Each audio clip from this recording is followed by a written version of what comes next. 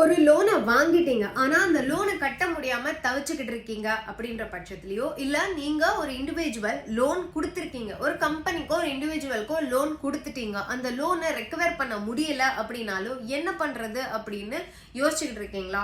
உங்களுக்கான வழிதாங்க இந்த வீடியோல இருக்கு. என்னன்னா இன்சால்வென்சி அப்படிங்கிற பெட்டிஷன் நீங்க ஃபைல் பண்ணலாம் அப்படின்னு தெரிஞ்சுக்கோங்க.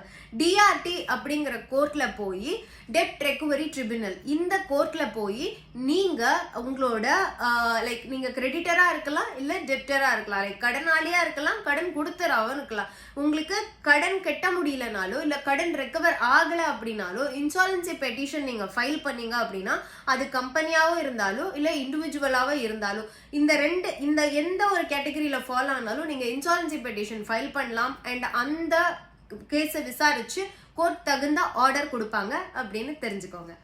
சாயா தமிழ்ச்சி.